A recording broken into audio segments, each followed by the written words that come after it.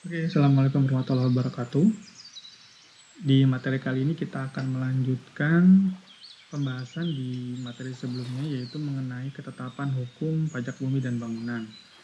Sebelumnya kita sudah mempelajari mengenai SPPT dan juga mengenai SKP, ketetapan pajak. Nah, pada video ini kita akan mulai mempelajari istilah surat tagihan pajak. Nah, seperti di materi sebelumnya sudah dibahas bahwa dasar penagihan pajak bumi dan bangunan yaitu adalah SPPT, SKP, dan STP. Mungkin selanjutnya akan disebut dengan SKP PBB atau STP PBB. Karena memang SKP PBB dan STP PBB ini memiliki perbedaan karakteristik dengan STP di pajak yang lainnya.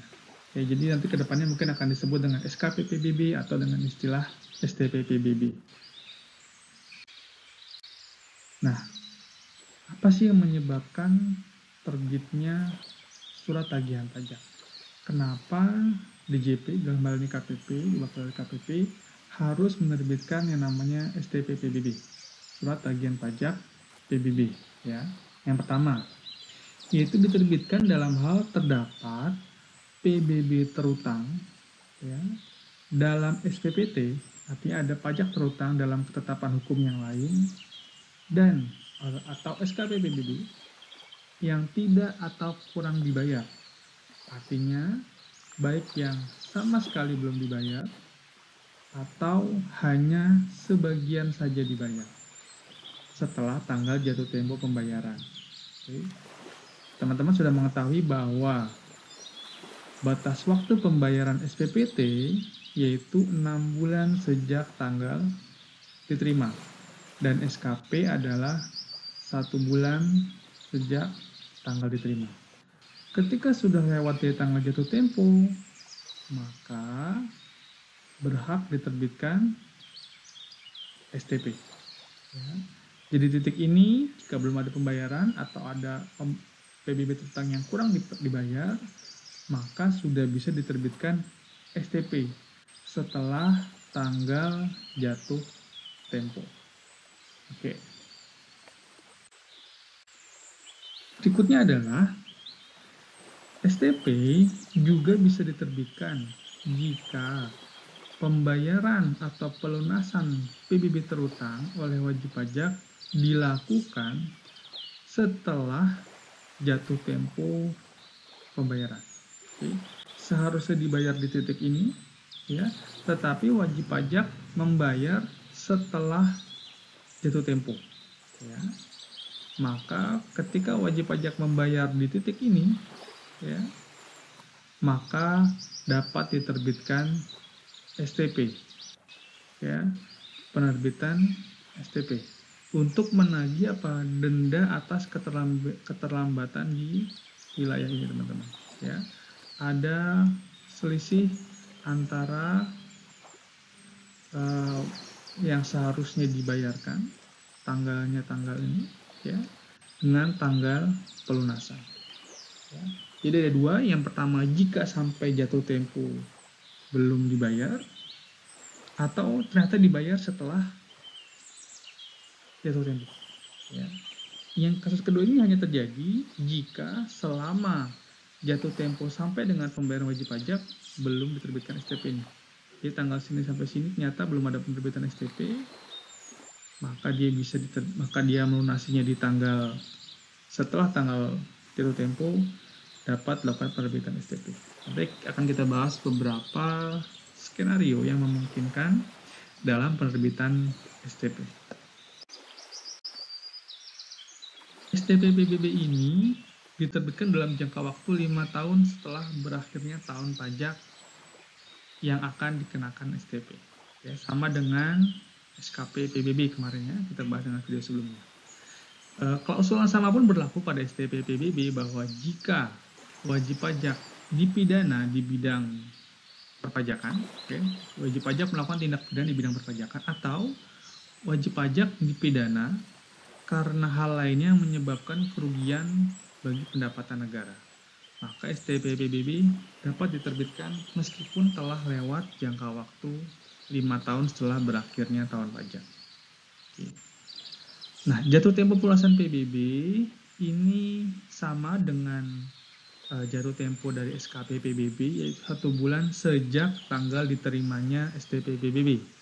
Ya, dan tanggal diterimanya pun serupa dengan klausul di SPPT, SKP maupun STP ini, yaitu tanggal tanda terima yaitu tanggal dalam dokumen penerimaan oleh wajib pajak jika disampaikan secara langsung, atau tanggal cap pos atau tanggal bukti pengiriman jika disampaikan melalui pos atau jasa pengiriman. Jadi ada 2 kemungkinan kapan tanggal diterimanya STP. Bagaimana jika dia dibayar setelah tanggal jatuh tempo, ya? Atau berapa besarnya pokok terutang dalam STP, itu sangat berpengaruh pada pemicu dari penerbitan STP-nya. Ya, itu pemicu yang pertama.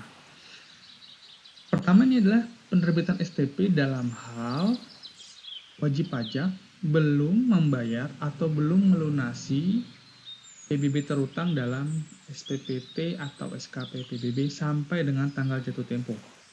Ya, maka di rentang waktu ini, ya, DJP atau melalui KPP dapat menerbitkan STP. Ya.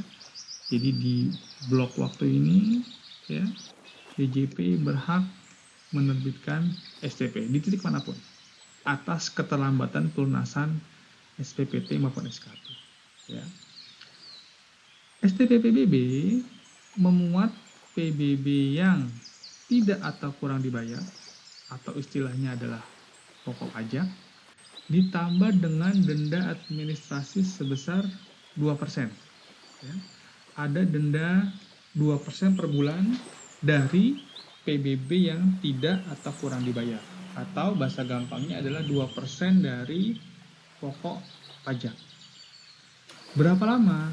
Yaitu sejak tanggal jatuh tempo, ya, sejak tanggal jatuh tempo, ya, sampai dengan tanggal terbitnya STP PBB. Mungkin di sini, pokoknya sampai dengan tanggal terbitnya STP PBB. Ya, jadi ini adalah model denda STP yang pertama. Oke. Berikutnya, ya.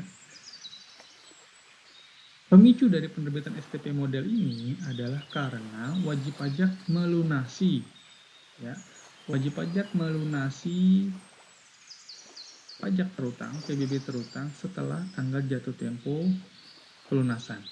Seharusnya dibayar di titik ini, ya, tapi wajib pajak membayarnya atau melunasinya titik ini. Ya, jadi ada keterlambatan. Maka DJP melalui KPP dapat menerbitkan STP. Oke. Isinya apa? Isinya pertama adalah jika sudah dilunasi, maka STP hanya berisi tentang denda administrasi saja, sebesar 2% bulan dari pokok PBB.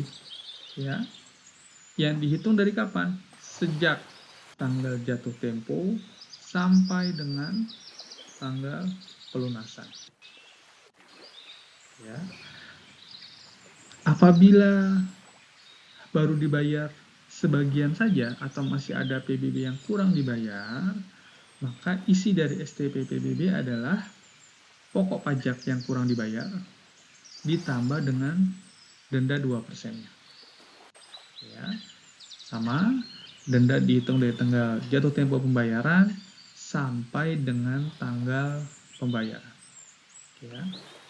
Semua denda dalam STP maksimal yaitu 24 bulan. Jadi maksimal hanya denda sebesar 48%. Jadi dalam STP dendanya ada maksimal sebanyak 48% atau dikenakan selama 24 bulan. Oke, untuk contoh kasusnya ini sebenarnya sama dengan contoh kasus yang bisa teman-teman lihat di bahan ajar, ya. Nah, contohnya adalah misalnya pada tanggal 1 Maret, wajib pajak menerima SPPT disampaikan secara langsung dengan jumlah PBB terutang sebesar Rp1.000.000. Kemudian wajib pajak belum melunasi SPPT tersebut sampai dengan tanggal jatuh tempo di tanggal 31 Agustus 2019. Lalu kemudian jika wajib pajak melakukan pelunasan setelah tanggal jatuh tempo, yaitu pada tanggal 5 September 2019, berapa sih jumlah PBB terutang dan denda administrasi yang tercantum dalam STP PBB? Ini timeline-nya bahwa SPPT diterima tanggal 1 Maret dan SPPT harus dilunasi 6 bulan, ya, 6 bulan sejak diterima. Maka batas pelunasan tanggal jatuh temponya adalah tanggal 31 Agustus 2019. Ya. Kemudian diinformasikan bahwa wajib pajak melakukan pembayaran pada tanggal 5 September 2019 atau melakukan pelunasan atas jumlah PBB terutang dalam SPPT. Ya. Kemudian diterbitkan STP atas keterlambatan tersebut. Wajib pajak terlambat 5 hari. Ya. Dalam ketentuan umum perpajakan, bagian dari bulan dihitung penuh 1 bulan. Oleh karena itu, meskipun wajib pajak baru terlambat 5 hari, maka dikenakan denda sebesar 2% dikali 1 bulan. Penghitungannya sebagai berikut, bahwa PBB menurut SPPT adalah sebesar 100 juta. Ya. Dan wajib pajak telah membayar sebesar 100 juta. Artinya tidak ada pokok pajaknya. Ya. Tidak ada PBB yang tidak atau kurang dibayar. Ya. Namun, karena ada keterlambatan pembayaran, maka dikenakan denda administrasi sebesar 2% dikali 1 bulan dikali pokok pajak sebesar 100 juta. Yaitu denda sebesar Rp2.000.000. Sehingga PBB yang harus dibayar dalam STP PBB yaitu sebesar Rp2.000.000. Ya. Kasus berikutnya.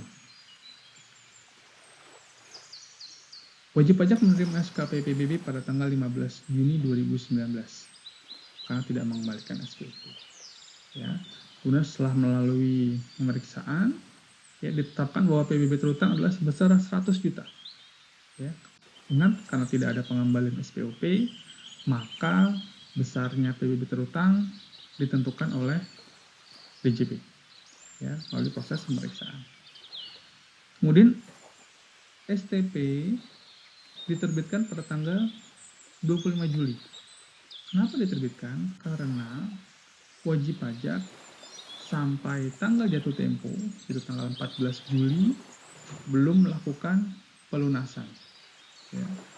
Apabila STP terbitkan tanggal 25 Juli 2019, maka jumlah PBB terutangnya berapa?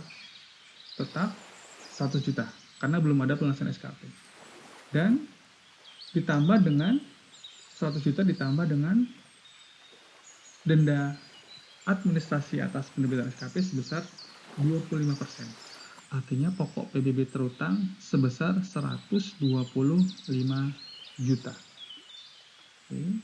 Jadi pokoknya, saya coba tulis ini karena saya tidak mampu membuat skema penghitungannya. Pokok adalah sebesar 125 juta. Ya. Dan denda administrasinya adalah 2%, ya, ditambah, ya, 2% dikali 1 bulan, karena STP terbit tanggal 25 Juli, dikali dengan pokok. Oke. Jadi 125 juta ditambah 2% dikali 125 juta. Itu adalah jumlah PBB terutang dan denda administrasi dalam STP PBB. Oke. Contoh berikutnya. Kali ini wajib pajak masih menerima SPPT sebesar 100 juta. Namun dia melunasi Si KPP menerbitkan STP PBB dulu nih pada tanggal 5 September. Ya. Kenapa diterbitkan? Karena wajib pajak belum melunasi sampai dengan jatuh tempo. Ya. Belum melunasi sampai dengan jatuh tempo. Ya. Maka KPP menerbitkan STP PBB pada tanggal 5 September 2019. Kemudian wajib pajak melunasi nih STP, tapi pada tanggal 15 November 2019. Oke, timeline. Tanggal diterima 1 Maret, batas pelunasannya adalah tanggal 1 Agustus. Oke. Kemudian STP diterbitkan tanggal 5 September 2019. Mengapa diterbitkan? Karena dasar penagihan SPPT sudah habis di titik ini. Ya, karena dasar penagihan SPPT hanya berlaku selama 6 bulan. Maka ketika lewat dari tanggal 31 Agustus, dasar penagihan SPPT sudah habis, sudah tidak mempunyai kekuatan hukum. Maka diterbitkanlah STP PBB pada tanggal 5 September 2019. Berapa jumlah PBB utang dalam STP di tanggal 5 September? Yaitu PBB menurut SPPT sebesar 100 juta, ya, belum ada PBB yang dibayar, ya, ditambah dengan sehingga PBB yang tidak kurang dibayar adalah sebesar 100 juta, ya, ditambah dengan denda administrasi sebesar 2%. Dari mana? Dari selisih antara jatuh tempo sampai dengan penerbitan STP sebesar 5 hari sampai dengan 1 bulan, ya. Sehingga PBB yang masih harus dibayar dalam STP ini adalah sebesar 102. Ya. Kemudian wajib pajak melunasi STP ini, ya. Kemudian dibayar semuanya oleh wajib pajak pada tanggal 4 Oktober 2019. Ini adalah seharusnya. Jatuh tempo pembayaran adalah pada tanggal 4 Oktober. Kemudian wajib pajak melunasi, ya, kita di tanggal 4 Oktober ini adalah jatuh tempo, tapi wajib pajak melunasinya tanggal 15 November 2019. Artinya wajib pajak terlambat. Yang seharusnya dilunasi tanggal 4 Oktober, wajib pajak melunasi pada tanggal 15 November 2019. Nah, karena itu, ya, terbit STP berikutnya, yaitu untuk menagih keterlambatan atas pembayaran SPPT sebenarnya, yang seharusnya dibayar tanggal 31 Agustus, kemudian diberikan STP terbit sehingga harus dibayar tanggal 4 Oktober, ya. Kemudian dia mesti terlambat lagi nih 2 bulan, sehingga terbit STP berikutnya, yaitu PBB terutang menurut SPP 100 juta, tapi sudah dibayar, ya, sudah dibayar di titik ini, ya. Maka denda administrasinya berapa lama? Yaitu 2 bulan, ya, yang dihitung sejak tanggal jatuh tempo STP sampai tanggal pelunasan oleh wajib pajak. Sehingga di STP yang berikutnya yang terbit setelah pelunasan wajib pajak di tanggal 15 November 2019 adalah sebesar 2% dikali 2 bulan dari sini, ya, dikali dengan pokok pajak sebesar 100 juta. Oke. Itu tadi adalah contoh mengenai STP. Masih banyak sekali variasi yang mungkin terjadi di dunia nyata mengenai penerbitan STP PBB. Teman-teman bisa mengacu pada PMK 78 tahun 2016 atau di SE 51 tahun 2016 juga, ya. Teman-teman bisa mengacu ke sana jika ingin mendapatkan beberapa skenario yang mungkin timbul dalam penerbitan STP. Beberapa sudah dibahas di bahan ajar, teman-teman bisa mengacu juga pada pembahasan di bahan ajar. Oke. Berikutnya kita akan bahas mengenai cara membayar atau cara pembayaran. Oke, saat ini untuk membayar pajak, ya, untuk PBB, PPN, PPH, saat ini sudah menggunakan namanya sistem billing, ya, sistem billing DJP, ya. Seperti apakah sistem DJP? Bahwa ketika wajib pajak akan atau ingin membayar pajak yang harus dia bayar, maka dia harus terlebih dahulu membuat yang namanya kode billing. Ya, kode billing ini dapat dibuat di website billing DJP. Ya, teman-teman harus melakukan registrasi dulu. Wajib pajak akan melakukan registrasi mengenai agar terdaftar dalam sistem billing DJP. Ya. Atau dapat juga lakukan secara mandiri. Ya. Beberapa internet banking sudah menyediakan pembuatan kode billing. Sejauh yang saya tahu, yang menyediakan adalah internet banking Bank Rakyat Indonesia, BRI ya. Oke. Dia sudah menyediakan pembuatan kode billing. Kalau bank lain sudah menyediakan cara pembayaran, tapi belum menyediakan fitur pembuatan kode billing. Ya. Jadi dibuat dulu kode billingnya. Ya. Kode billing itu seperti token. Ya. Kemudian kode billing itu akan digunakan untuk melakukan pembayaran. Kode billing itu merupakan susunan angka yang mencakup informasi mengenai NPWP, jenis pajak yang akan dibayar, berapa jumlahnya pembayaran, ya. Kemudian informasi tersebut dirangkum dalam sebuah deret angka. Kemudian kode billing tersebut digunakan untuk membayar pajak. Bayarnya dapat melalui ATM. Jadi ketika kita bayar melakukan ATM, tinggal memasukkan berapa kode billingnya. Kemudian jika mau bayar melalui internet banking juga akan diminta berapa kode billingnya, atau atau melalui teller juga bisa. Jadi teman-teman tinggal memberikan berapa kode billingnya, kemudian bisa dibayar lewat teller.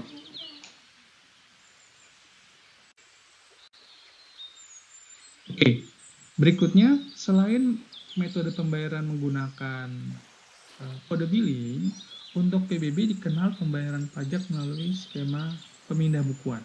Ya. Namun skema pemindah bukuan ini unik atau hanya berlaku eksklusif, yaitu untuk PBB sektor pertambangan minyak dan gas bumi, serta PBB sektor pertambangan untuk pengusahaan panas bumi. Itu pun untuk dua sektor ini, mekanisme pemindah bukuan hanya berlaku untuk kontrak pengelolaan migas dan pabung yang berlaku sebelum ditandatanganinya Peraturan Pemerintah Nomor 79 Tahun 2010 atau sebelum berlakunya Undang-Undang Nomor 27 Tahun 2003 tentang panas bumi. Jadi hanya di skema ini saja, hanya di rentang waktu ini saja. Ya. Setelah berlakunya PP Nomor 79 Tahun 2010 dan Undang-Undang Nomor 27 Tahun 2003, wajib pajak diminta untuk melakukan pembayaran PBB sebagaimana wajib pajak yang lainnya dengan mekanisme cost recovery istilahnya. Ya. Artinya adalah pembayaran PBB dilakukan dengan cara pemindahan rekening. Ya. Jadi Direktur Jenderal Pajak mengajukan pembayaran PBB sesuai dengan SPPT tentunya. SPPT sesuai dengan SPOP yang disampaikan oleh wajib pajak. Direktur Jenderal Pajak mengajukan permintaan pembayaran kepada Dirjen Anggaran ya, sebesar jumlah dalam SPPT atau SKP PBB. Ya. Jadi melakukan mekanisme permintaan transfer. Ya. Kemudian mekanismenya yaitu pertama yaitu dipindah bukukan. Tidak ada uang yang terlibat di sini. Hanya memindah bukuan dari rekening minyak gas bumi ya, atau rekening panas bumi, yang kedua-duanya adalah rekening milik negara, ke kas negara pada bank persepsi. Jadi ada transfer dari rekening migas atau rekening panas bumi ke kas negara.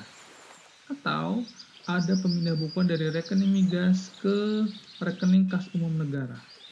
Ya.